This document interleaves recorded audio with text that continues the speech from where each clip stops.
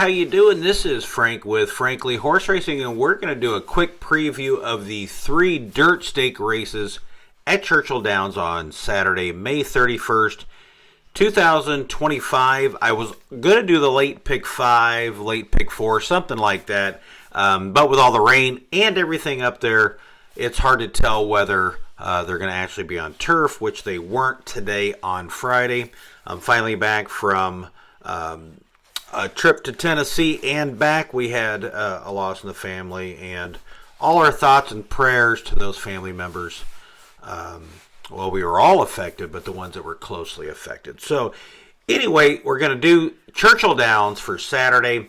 Let's get straight into it. Let's start with the first one, which is the Aristides, however you pronounce it. Anybody that's watched my videos knows that I'm terrible at pronouncing a lot of these.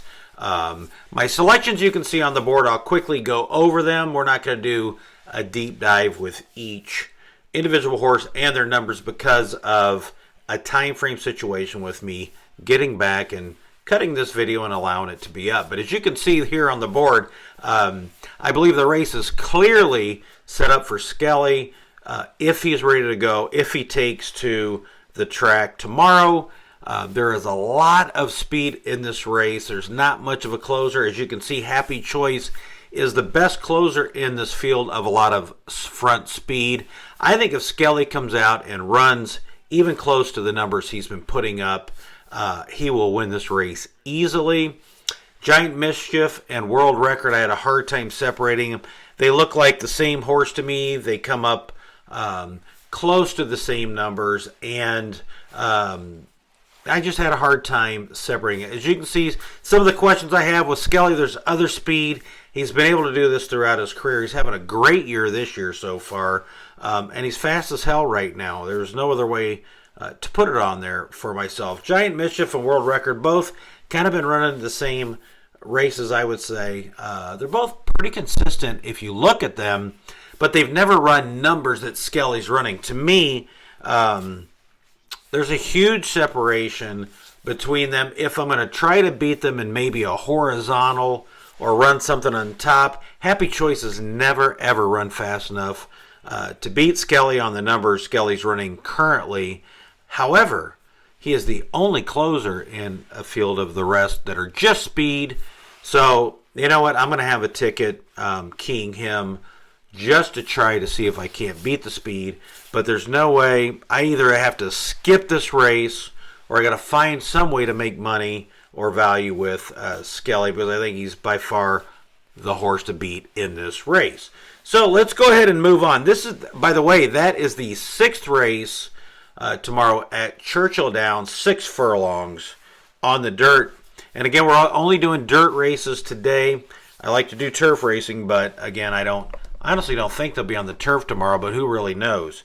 I'll find that out. And hey, you have to make game day decisions sometimes. Let's go to the 8th race.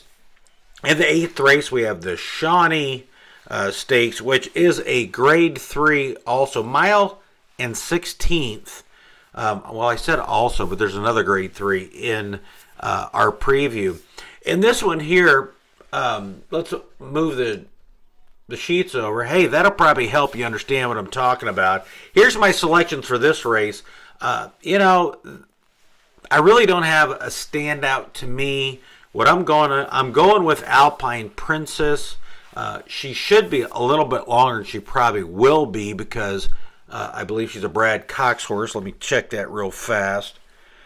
Yeah, Cox and Guru, I love them as a combo. They've done it for a lot of years. However, this particular horse to me has won at Churchill Downs and I think can step up a little bit further to win this race. Has she run fast enough this year? Well, a few have run fast enough this year, and there hasn't been a lot of consistency in pattern, in padding, the same numbers with a lot of these. So I put Alpine Princess over top of the number 1 horse, Where's My Ring, who will be the favorite opening up anyway. We'll see where the pools go.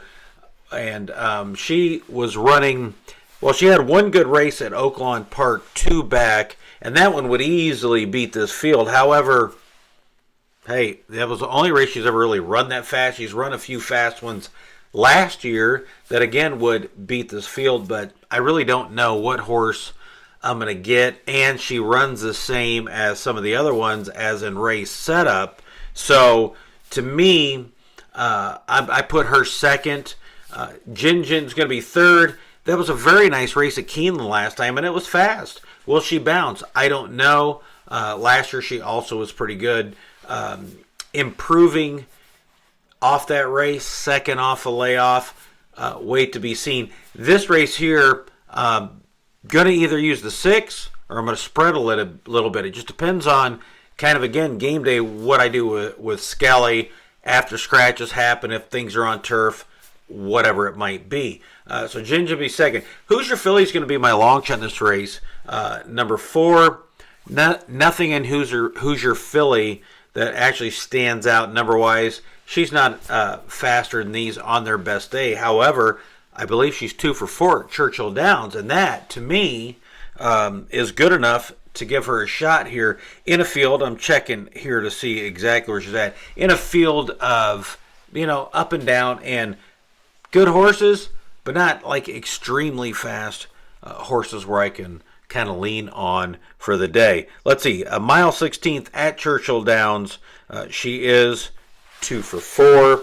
Missed the board on the other 2, but I think that gives her a shot in this race.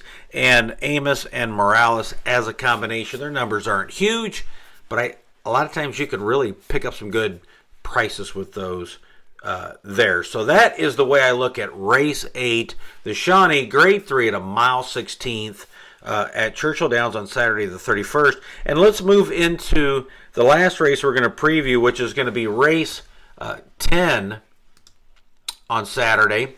And that one also is going to be, I believe, no, I'm sorry, it isn't a mile 16th. That is a mile and an eighth. The Blame Stakes Grade 3 at a mile and an eighth on Saturday. So let's see where I'm falling in here. Banishing, I just missed a very nice payoff with him winning last time. It was 7 furlongs, has to stretch out a little bit further. So to me, a little bit of distance questions. But if I look at this year and the numbers that have currently been run, to me, he's been the fastest horse out of the ones here. Now, we've also got other horses that are improving this year. I like 4-year-olds. Banishing's a 5-year-old. 3 to 4 is a big jump for me. 4 to 5, it just depends if they want to run. Banishing, to me, is running fantastic and faster this year than he did last year. So I'm putting him on top. We're going to have some close horses there. Most Wanted is the 7 horse. Now, he's run fast his last 2 times. He got beat by Fierceness in the last one, and Fierceness would smoke this field, I believe. But he got pretty soft fractions for that day, that level, and in the last 2 races he's kind of given it up towards the end. However, his numbers and how fast he ran, you can't take it away from him. And I think as an improving 4-year-old, I've got to give him another chance. And if he runs that last race that he did against Fierces, he's definitely going to be there somewhere towards the wire. Number 4, Mystic Dan is my 3rd selection. And again, scratches could happen. We'll see where they end on race day. Mystic Dan, who won clearly here as a long shot in the Kentucky Derby last year, didn't get off to a good start this year. Ran a very good race last time when the fractions really didn't set up for him.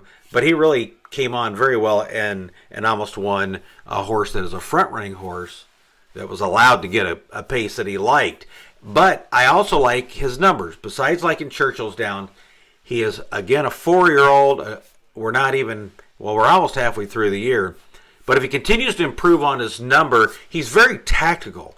And I think he can sit right behind, stalk those pace runners, and he might even get first jump on our next pick, which is Post Time. Now, I don't like that the Lasix are coming off of Post Time, but he is really the best closer in this field. Will he come too late? Does he have the talent to run this fast? Well, he's young. I think he's another one that is improving, that has a chance. But I'm going to go with the old guy and Banishing as my top selection. but somewhere in there we're definitely going to use Most Wanted, Mystic Dan, and I still haven't decided yet on post time. I'm kind of going to decide that at post time.